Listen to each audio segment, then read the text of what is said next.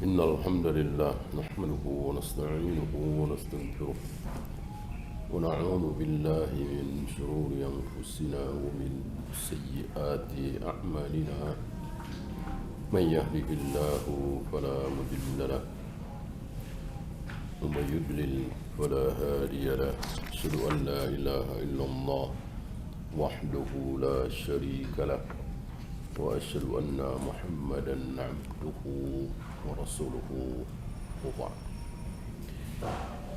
Kita sampai surat Qari'ah, nama lain dari Al-Haqqah, nama lain dari At-Tammah, nama lain dari As-Saffah, nama lain dari Al-Ghashiyah, nama lain dari Al-Qiyamah. Artinya hari kiamat.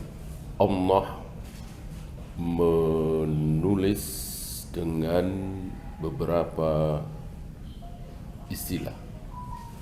Artinya satu hari kiamat. Tentu masing-masing memiliki kata asli. Ya. Yang menutup, yang teriak, yang memekakkan, yang menggetarkan, yang mengagetkan, gitu. Sebagaimana kita tahu bahwa seluruh apa yang ada di dalam Al-Quran dan Sunnah adalah bahasa Arab.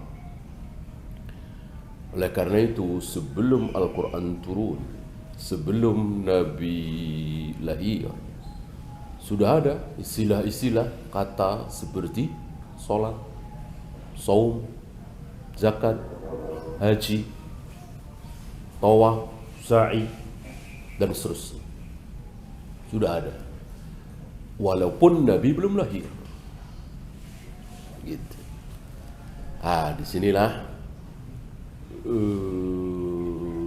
kenapa Umar mengatakan nikmatu bid'ah hadihi, sebaik-baik bid'ah adalah ini. Tentu Umar tidak bermaksud menyangkal sabda Nabi alaihi salatu wassalam, kullu bid'atin dalalah wa kullu dalalatin finnar. Semua yang bid'ah adalah sesat, semua yang sesat tempatnya di neraka. Umar tahu betul maksud sabda Nabi. Tapi kenapa Umar berani mengatakan sebaik-baik bid'ah adalah ini, yaitu sholat tarawih berjamaah setiap malam di bulan Ramadan? Ini jawabannya. Ya. Karena sebelum Islam datang, sebelum Nabi lahir, kata-kata bid'ah sudah ada. Sudah ada, dan itu dipakai oleh Umar. Ya. Artinya dalam segi bahasa. Termasuk kiamat ini, hari kiamat ini. Ya. Nama-nama Al-Qari'ah, Al-Ghashiyah, As-Sakhah, Al-Haqqah, dan seterusnya, itu sudah ada. Yang mengetuk, yang menutupi, yang menggempakan, yang memekakkan, yang mengagetkan, sudah ada. Lalu nama itu dipakai oleh Allah untuk istilah hari kiamat. Ya.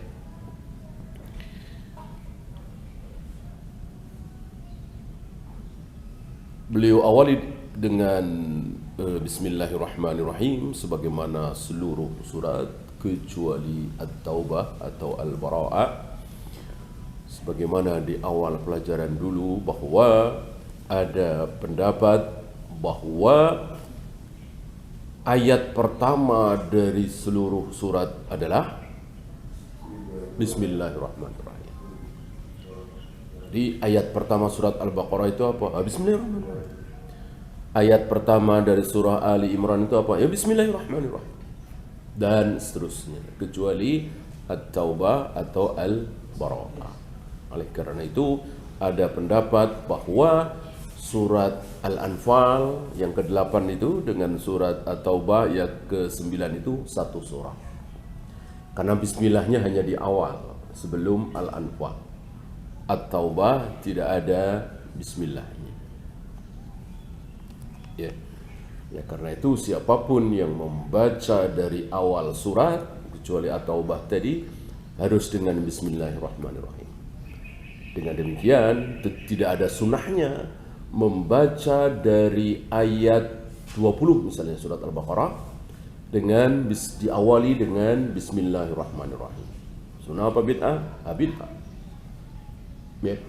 Membaca Ali Imran dari ayat 70. Kemarin sudah sampai 69, sekarang 70. Perlukah membaca Bismillahirrahmanirrahim? Ya tidak perlu. Ya. Nah sekali lagi Bismillahirrahmanirrahim hanya dibaca ketika kita membaca dari awal surat. Al-Qari'ah, Mal-Qari'ah. Al-Qari'ah yang mengetuk, mengagetkan. Mal-Qari'ah, tahukah apa itu yang mengagetkan? Wa ma adraka mal qari'ah? Tahukah engkau al-qari'ah itu apa? Dijawab sendiri oleh Allah, yauma yakunun nasu kal farashil mabthun, yaitu hari, pada hari. Maka di sini yauma, bukan yaumu atau yaumi. Kita tahu isim dalam bahasa Arab kan bisa marfu, bisa mansub, bisa majrur, bisa masjidun, bisa masjidan, bisa masjidin. Tidak seperti bahasa kita, tidak mengenal istilah itu. Terakhirnya apa itu sudah jelas. Dalam bahasa Arab tidak. Masjid itu bisa masjidun dan din. Ya, Allah bisa Allahu, Allaha, Allahi, tergantung kedudukannya dalam kalimat.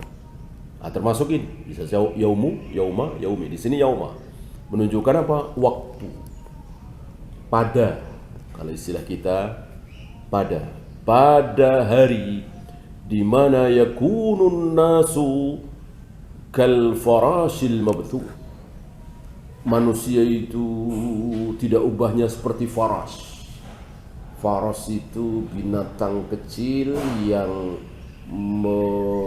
keluar secara bersamaan, mungkin ribuan bahkan jutaan, dan dia tidak mau diam, keluar nggak mau diam, lari dan saling menjauh gitu. Tidak seperti semut gitu kan, ada jalannya gitu ya. Tidak seperti kambing, sapi kan dia ya. Tidak seperti singa, tidak seperti harimau.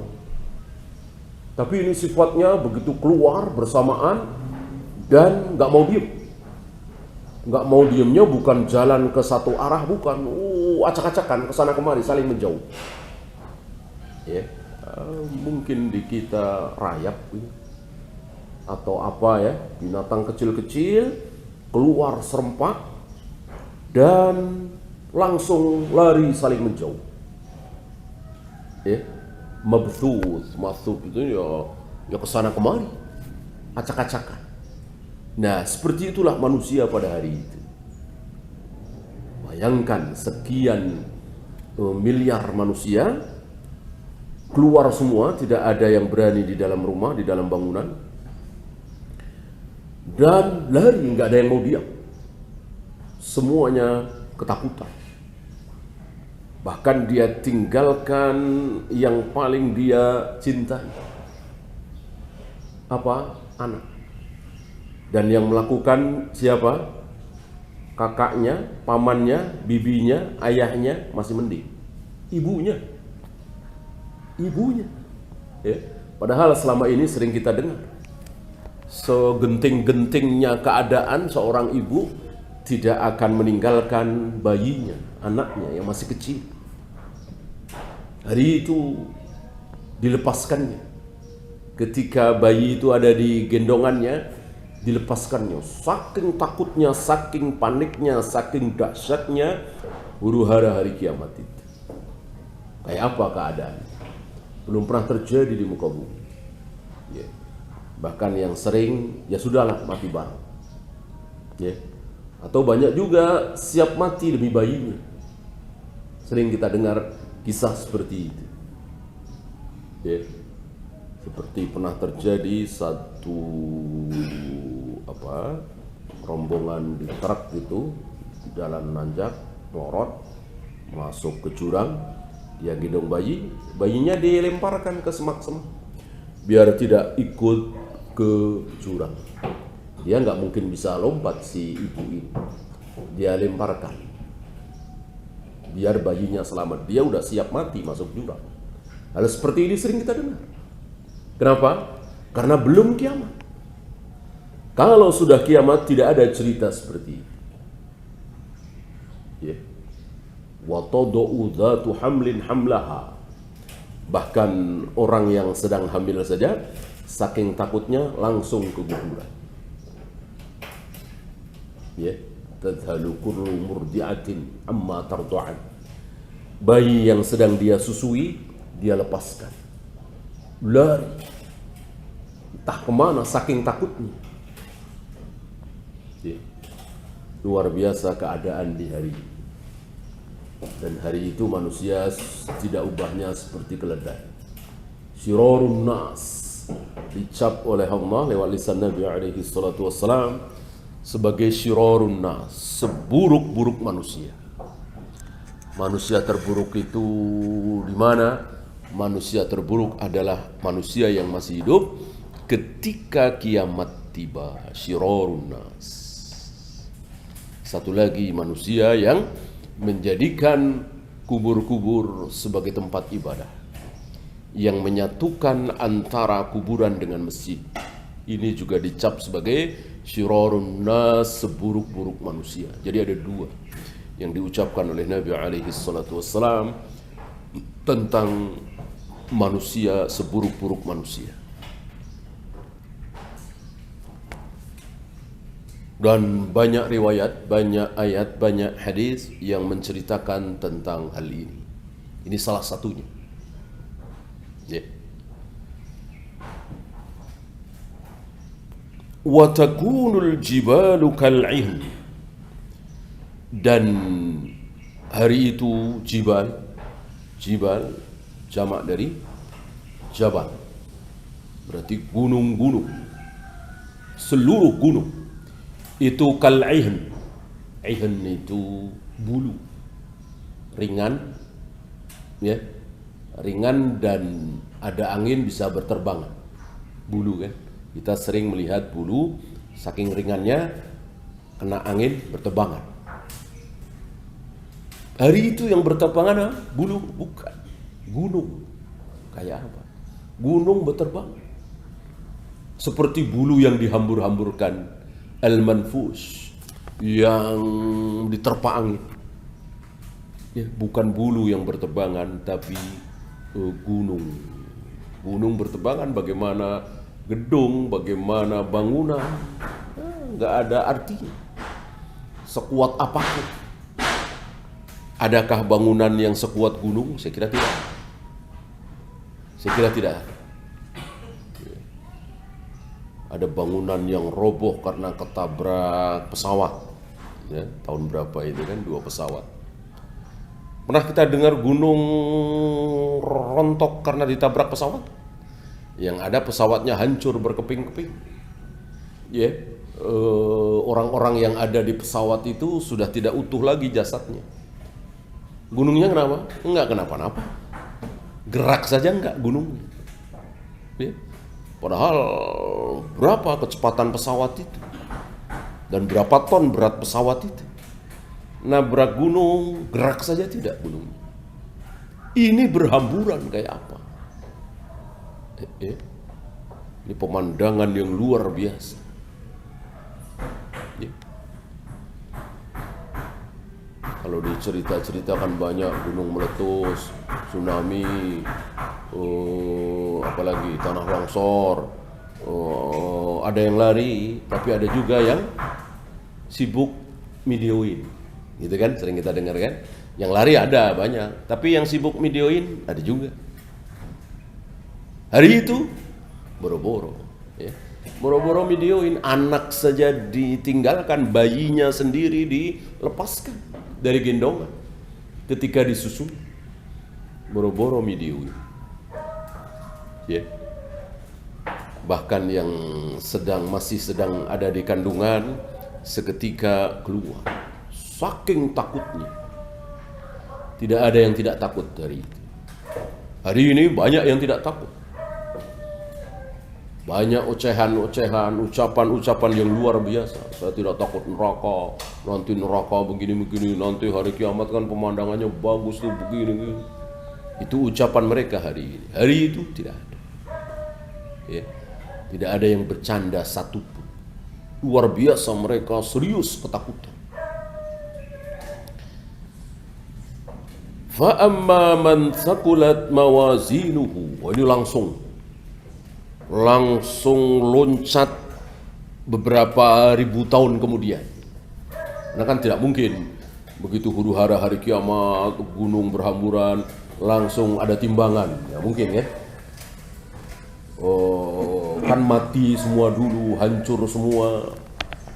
Lalu Allah perintahkan malaikat maut untuk mencabut seluruh yang hidup, termasuk Jibril, Mikail. Ini kan butuh waktu luar biasa. Nah, terakhir malaikat maut yang mati. Dan disitulah Allah sendirian. Tidak ada yang hidup kecuali Allah Rabbul Alamin. Dan Allah mengatakan mana yang mengaku sebagai raja, mana yang mengaku sebagai yang bisa kekal, mana yang mengaku Tuhan. Tidak ada yang hidup hari itu kecuali Allah Rabbul Alamin. Dan hanya Allah yang tahu berapa ratus tahun lamanya itu, berapa ribu tahun, hanya Allah yang tahu. Setelah itu Allah hidupkan siapa yang Allah ingin hidupkan. Lalu Allah perintahkan kepada sang peniup sangkakala. Beberapa riwayat mengatakan Israfil, tapi riwayat ini dhaif. Karena nama-nama malaikat yang sahih cuman Jibril, Mikail, Malik, Munkar, Nakir. Ini nama-nama malaikat yang sahih secara riwayat hadis. Adapun Ridwan, Raqib, Atid, ada istilahnya di dalam Al-Quran, tetapi itu kan sifat. Sifat malaikat itu Raqib, selalu menjaga, mengawasi. Raqibun Atidun, tidak pernah absen. Bukan nama. Ya. Termasuk Israel, ini dhaif. Bahkan Israiliyat. Ya. Artinya Israel sama dengan Qabil, Habil, dua anak Adam. Ini nama yang sangat terkenal di dunia kaum muslimin, tapi tidak ada di Al-Quran, tidak ada di hadis sahih. Adanya di Taurat dan Injil. Maka para imam ahlul hadis tidak mau menyebut nama-nama itu. Karena apa? Ya belum tentu benar kan? Apa yang ada di Taurat dan Injil kan dibagi tiga. Sudah kita bahas di awal ilmu tafsir dulu. Ini salah satu yang tidak boleh kita jazmkan, tidak boleh kita pastikan bahwa itu benar. Mengucapkan sesuatu yang belum tentu benar kan tidak boleh. Apalagi ini masalah agama, masalah keyakinan, masalah akidah. Maka para imam tidak mau menyebut nama Israel, Qabil, Habil. Ya. Karena Nabi tidak menyebut sebagai Israel, tapi malakul maut, malaikat maut.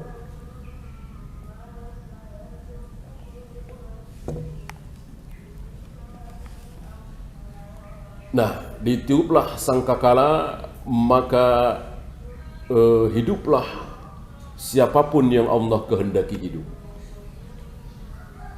Ya. Para manusia, jin, dan beberapa hewan. Tidak seluruh hewan. Dimulai dari zanab, dimulai dari tulang ekor. Ya.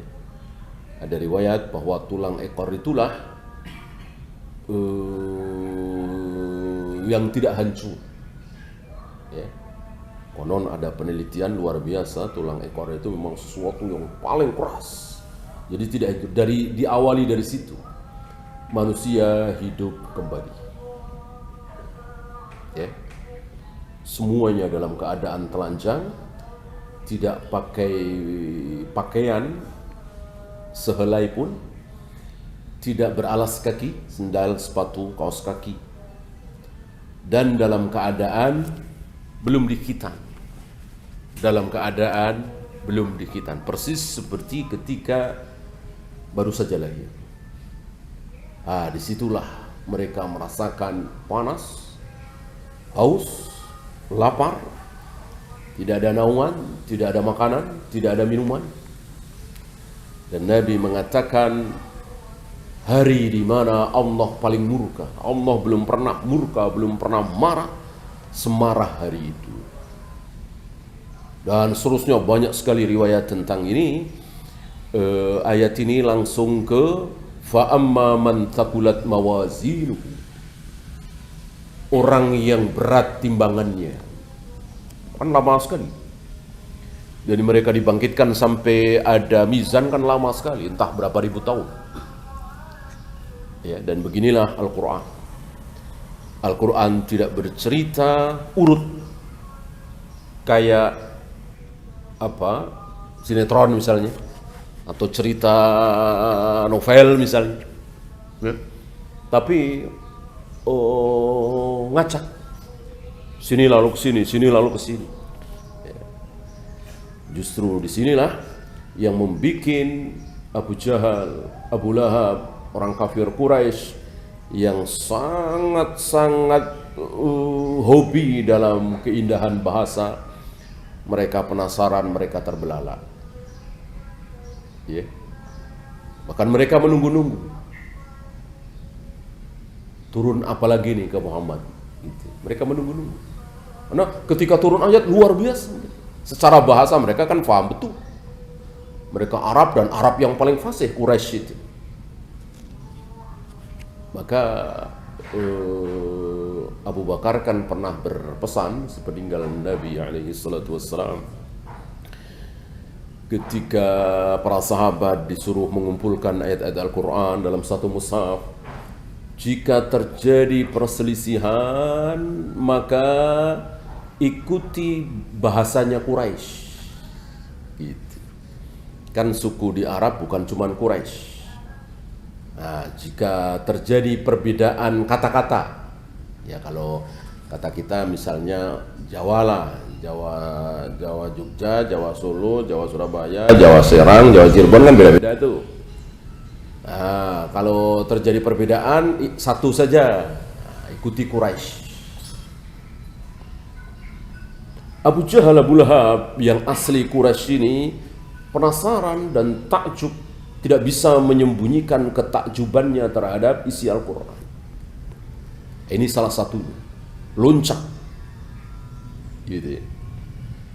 Dan banyak sekali kisah-kisah sebelum mizan ini, sebelum ditimbang.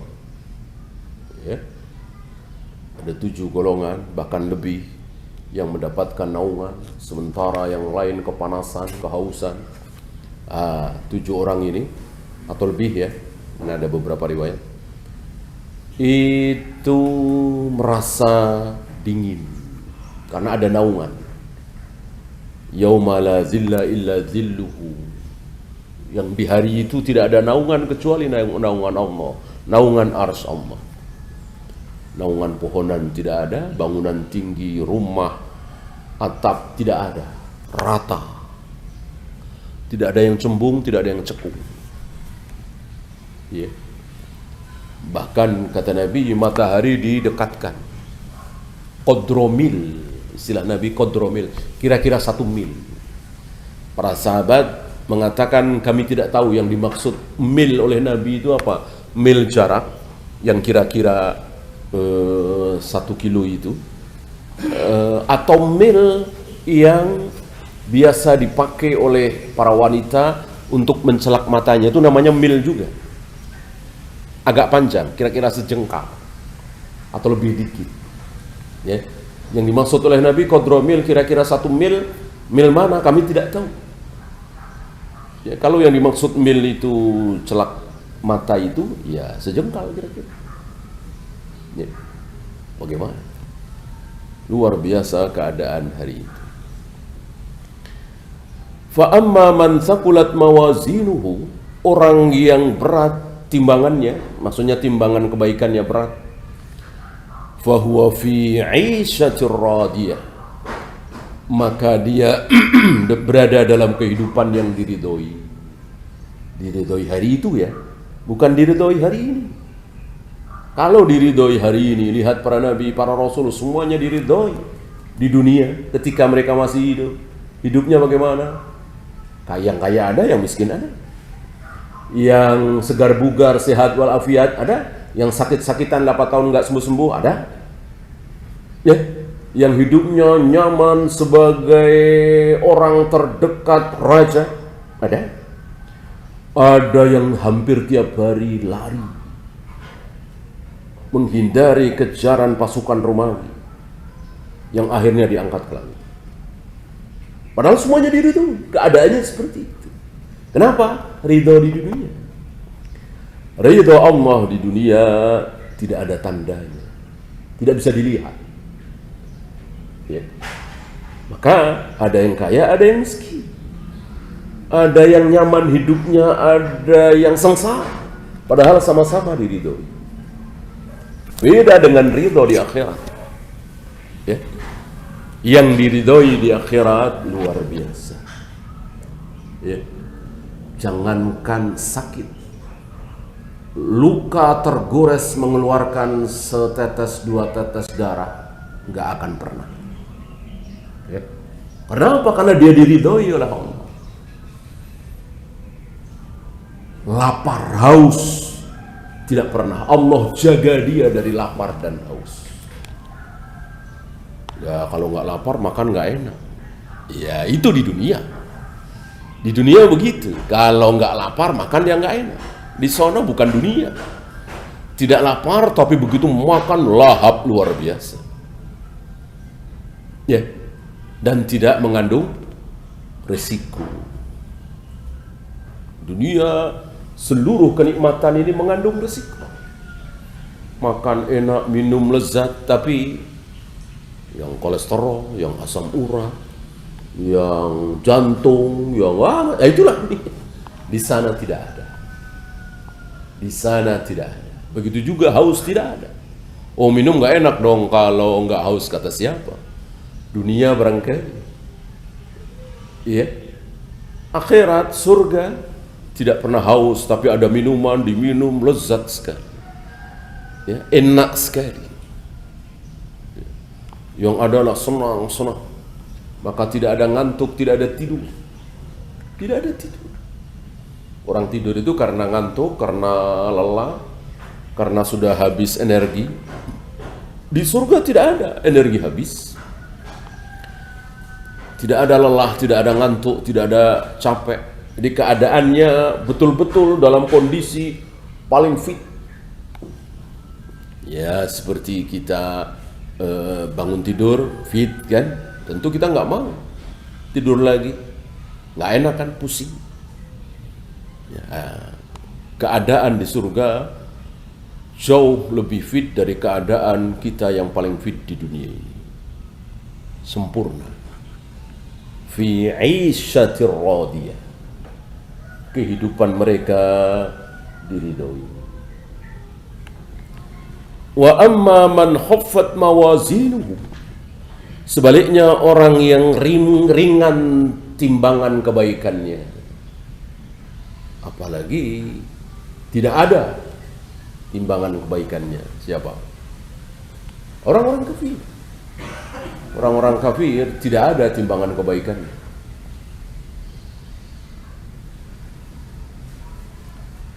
Maka khilaf bainal ulama, mizan itu, timbangan itu adakah untuk orang kafir? Sebagian menjawab tidak ada. Orang kafir tidak ditimbang, orang kafir tidak dihisab. Ya apanya yang mau dihisab? Sholat enggak, puasa enggak, zakat enggak, haji enggak. Loh, kalau mereka sedekah, kalau mereka berbuat baik kepada ibunya, kalau mereka suka menolong fakir miskin, nol. Ya? Kebaikan orang kafir itu kan nol. Yang nggak usah kebaikan orang kafir, kebaikan seorang muslim yang ngaku Islam, nol. Kalau dia berbuat syirik, la in asyrakta la yahbatanna 'amaluka. Kalau engkau berbuat syirik, hapus seluruh amal kebaikanmu. Padahal ini khitabnya Nabi yang diajak bicara, yang diancam oleh Allah di sini Nabi. La in asyrakta, bukan tu. Berarti kan engkau seorang. Yang dimaksud Nabi alaihi salatu wassalam. Nah, apalagi kafir. Walaupun dia banyak menolong orang, walaupun dia banyak sedekah, no. Tidak ada nilainya sama sekali. Apanya yang mau dihisab? Nah, sebagian ulama mengatakan, dan ini lebih roji, dihisab. Orang kafir tetap dihisab. Tapi yang dihisab apanya? Yang dihisab apanya? Keburukannya, dosa-dosanya, bukan kebaikannya. Karena mereka tidak punya kebaikan. Karena inti dari kebaikan yaitu la ilaha illallah mereka nggak punya. Mereka tidak punya kebaikan hari itu, walaupun waktu di dunia dermawan sekali. Yang dihisab apanya? Keburukan. Maka orang kafir yang belum pernah berzina dengan orang kafir yang sering berzina beda. Dihisab zinanya, dihisab khomernya, dihisab judinya, dihisab ketika dia korupsi, ketika dia membunuh dan seterusnya. Maka kan neraka bertingkat-tingkat. Kalau nggak dihisab berarti neraka dalam satu tingkatan. Kan ada Hawiyah, ada Jahannam, ada Sakor dan seterusnya. Ya. Dan ada riwayat tidak mungkin sama, tidak bercampur antara nerakanya orang-orang kafir dengan nerakanya kaum muslimin. Kaum muslimin kan banyak yang masuk neraka, yang akhirnya diangkat, diampuni, dimasukkan ke surga, dimasukkan dulu ke Nahrul Hayah, sungai yang hidup. Bertemukah kaum muslimin yang masuk di neraka dengan orang-orang kafir? Dia mengatakan tidak bertemu, beda. Jadi walaupun di neraka Allah lindungi. Jadi orang kafir tidak akan melihat kaum muslimin yang masuk neraka. Jadi bagi mereka merasa bahwa hanya kami non-muslim yang masuk neraka. Ya. Mereka tidak akan menyaksikan kaum muslimin yang masuk neraka, dipisah. Ya. Maka mereka semakin menyesal ketika mereka nggak mau dengar saat para da'i, para ustadz mengatakan inna dina indallahil Islam. Agama yang akan diterima oleh Allah hanyalah Islam. Satu-satunya agama yang diterima oleh Tuhan, Islam. Mereka barangkali sering dengar kalimat ini, mereka nggak percaya. Begitu mereka masuk neraka, oh betul, gitu. Coba kalau ada seorang muslim juga, neraka juga ternyata, sama juga. Mereka tidak melihat kaum muslimin yang masuk neraka. Jadi semakin mereka membuat mereka menyesal. Oh betul, betul ternyata hanya Islam yang diterima. Melihat ke kiri, ke kanan, ke depan, ke belakang, nggak ada satupun seorang muslim yang di neraka. Inilah Allah menyiksa orang-orang kafir, semakin tersiksa, semakin tersiksa, semakin tersiksa.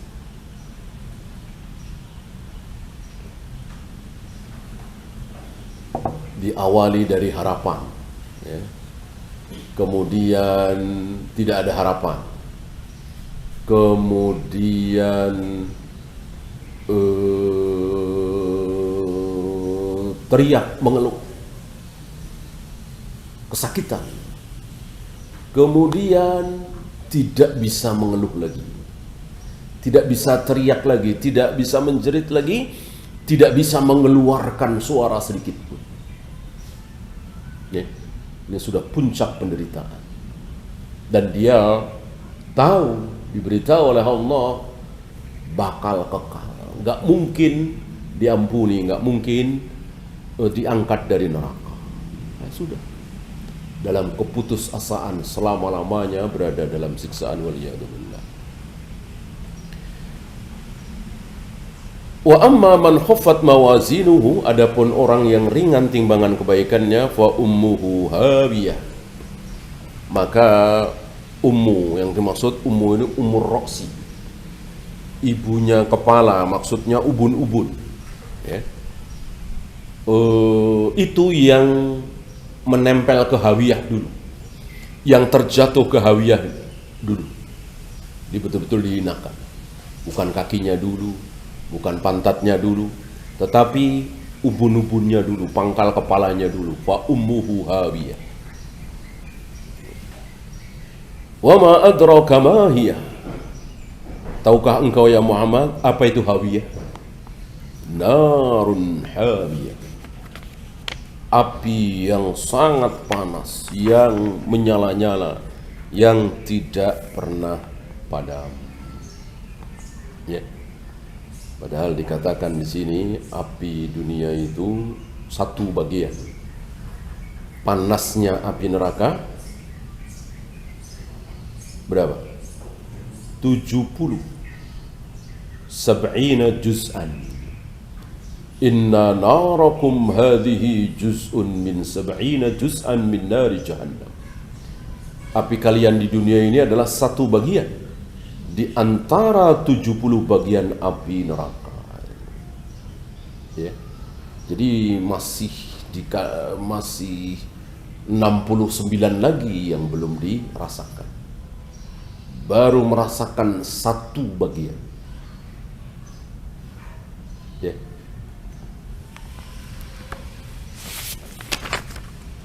Itu pun waduribat bil bahri marratain.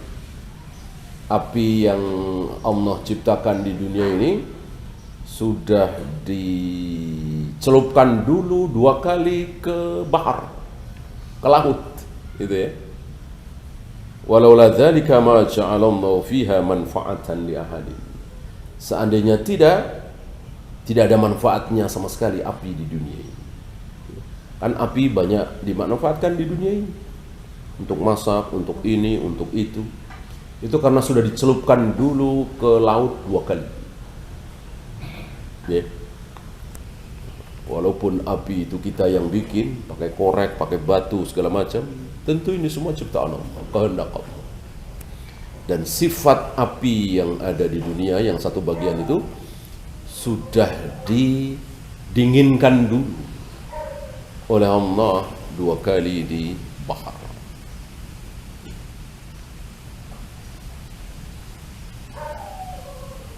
Tidak banyak riwayat yang beliau bawakan, ada 1 atau 2 yang tidak saya bacakan karena dhaif ya.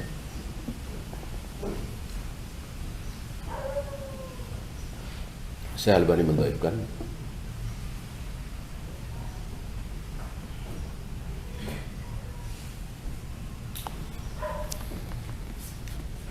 Yang sahih yang dibawakan oleh beliau yang ada di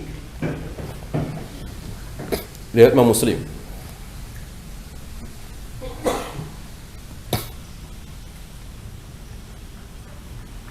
Inna ahwana ahlin nari adaban. Sesungguhnya ahli neraka yang paling ahwan, yang paling ringan. Siapa contohnya? Abu Thalib. Abu Thalib. Satu-satunya orang kafir yang mendapatkan syafaat dari Nabi sallallahu alaihi wasallam.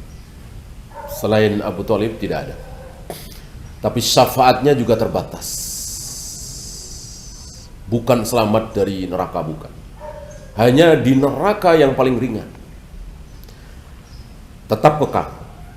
Tetap kekal. Sedangkan kaum muslimin, neraka apapun, sebesar apapun dosanya, ketika keislamannya tidak batal, tidak syirik, tidak kufur, dia tidak kekal. Abu Thalib kekal selama-lamanya, tapi paling ringan dibanding yang lain. Bagaimana keadaannya? Lahu na'lani, disuruh memakai 2 sendal neraka, maksudnya panas. Di riwayat lain menginjak bara api. Jadi bara apinya itu cuma di telapak kaki, tidak di betis, tidak di dengkul, tidak di paha, tidak di perut, tidak di dada, cuma di situ. Panaskah? Panas. Panas. Saking panasnya, yagli minhuma dimaghuhu. Otaknya mendidih. Ya, otak kan paling jauh dari telapak kaki, itu mendidih. Gimana lehernya, gimana dadanya, gimana perutnya, gimana pahanya, gimana betisnya. Otak yang paling atas saja, yang paling jauh dari telapak kaki saja mendidih. Pengaruh dari bara api yang diinjak oleh dia, oleh Abu Thalib.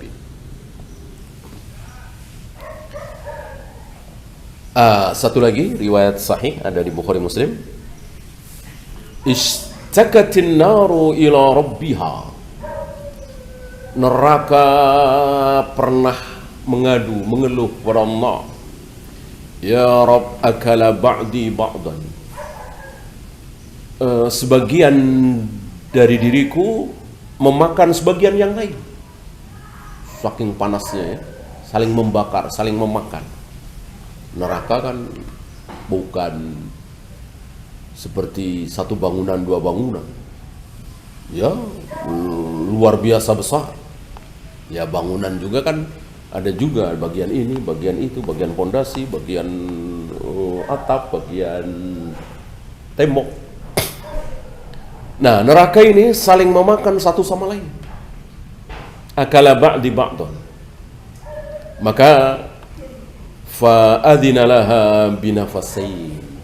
Allah mengizinkan kepada neraka itu untuk bernafas dua kali, agar tidak saling memakan. Dikasih nafas dua kali, sekali di musim panas, sekali di musim dingin.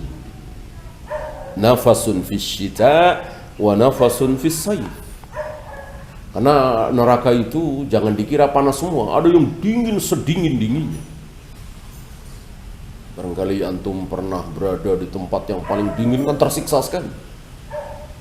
Ya, sampai ya mati saking dinginnya. Jauh di bawah 0 derajat misalnya, dan tidak punya penghangat. Ya, jangan dikira siksaan itu cuman panas saja, dingin juga siksaan.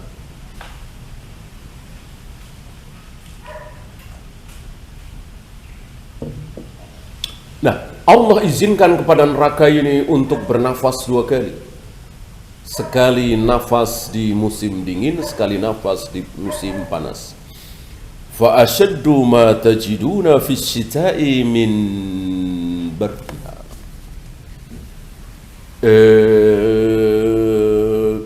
Dingin yang paling dingin yang engkau dapati di dunia ini, saya kira tidak ada di Indonesia ini ya.